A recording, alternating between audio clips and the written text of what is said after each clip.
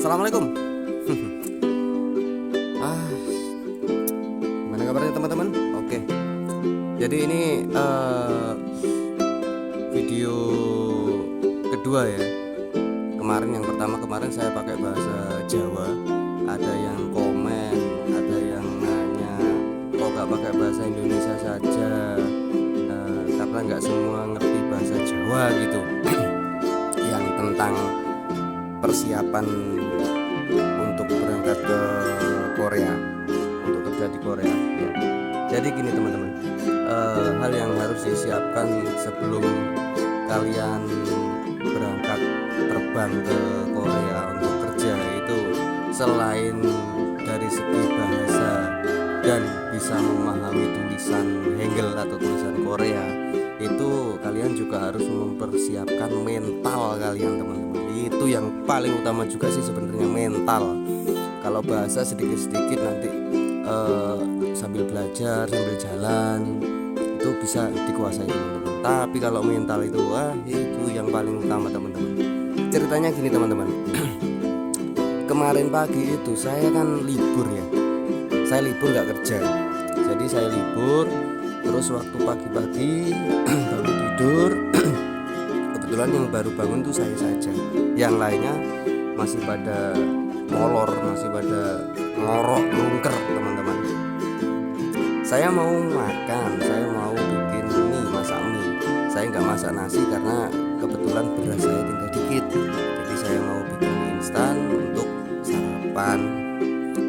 Pas saya mau bikin mie itu ada bos atau sajang saya itu ngajakin saya diajak keluar, ternyata buat ngambil traktor dan ngembaliin traktor, taruh di tempat parkirannya traktor gitu. Saya berangkat berdua sama bos saya, pakai mobilnya dia, jadi ambil traktor, terus orangnya itu pakai traktornya gitu. Saya pakai mobilnya ngikutin di belakangnya. Pas di tengah jalan kebetulan solarnya habis teman-teman, solar traktornya habis. Jadi itu marah-marah, nggak tahu yang dimarahin siapa, orangnya sendiri kan nggak ngecek solarnya tinggal seberapa, terus nyampe enggak dipakai perjalanan, itu nggak dicek mungkin. Di tengah jalan solarnya habis dan kami itu pergi ke pom bensin untuk beli solar. Setelah dari pom bensin, solar diisi ke traktor. Nah, setelah diisi, traktornya itu di starter masih belum nyala teman-teman. Dan ternyata itu menurut orangnya itu aki. Jadi baterai akinya itu nggak kuat gitu. Baterai akinya nggak kuat. Lalu orangnya nyuruh saya buat ngambil kabel itu yang buat kabel jumper aki gitu loh. Saya disuruh balik ke bengkel pabrik. Saya balik, setelah itu saya ambil kabelnya. Pas nyampe di tempat traktor tadi, kabel udah saya ambil. Sampai di traktor tadi langsung dipasang kabel, pasang di jumper. Jadi dari aki mobil yang kecil ya kan, ke aki traktor yang gede banget itu. Aneh kan, mosok yo kuat, masa kuat gitu loh. Posisi mobilnya parkir di sampingnya traktor. Nah, ini ceritanya. Marah-marahnya itu gini, yang sangat marah-marah banget. Traktor kan di pinggir jalan sempit, jalannya itu kecil, lalu lintas udah mulai rame kan, udah agak siangan dikit. Mobil diparkir di sampingnya traktor, jadi otomatis di tengah jalan mobilnya itu. Kita cepet-cepet kita starter traktornya, masih belum bisa meskipun udah di jumper akinya tadi. Nah, si bos saya tuh telepon temennya, telepon sana sini, kok belum bisa gitu ya, pakai bahasa Korea lah, masih lama banget belum bisa. Akhirnya telepon lagi, terus itu saya disuruh mompa yang di samping tangki solar traktor itu ada kayak pompa kecil gitu, orangnya nyutrater, saya disuruh mompa, sambil saya pompa tes bisa traktornya jalan, bisa nyala gitu traktornya, bisa tuh. Nah setelah nyala, pikiran saya kan gini, ini biar cepet, biar nggak ganggu lalu lintas ya kan gitu, mobil mau saya pindahin, saya bawa ke pinggir dulu gitu, kabel saya copotin kan, kabel saya copot, mobil mau saya bawa ke pinggir, marah is, bahasa halusnya itu kalau keresmanya sipal sekilas, gak karu-karuan pokoknya bahasanya tuh wis.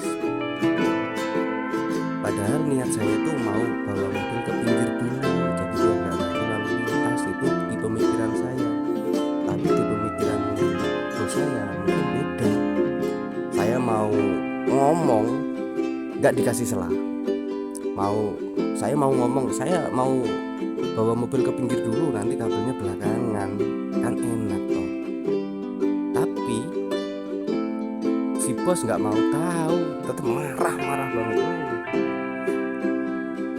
Ya dimarahin kayak gitu, mau ngomong gak dikasih selah ya gimana lagi, saya cuma senyum aja.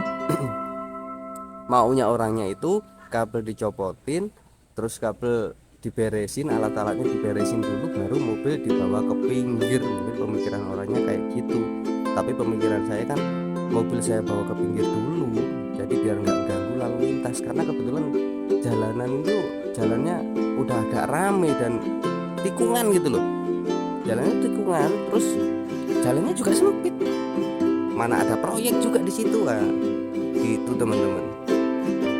Kalau mental nggak siap, mental nggak kuat, nangis berbes mili teman-teman, marahin nggak karu-karuan.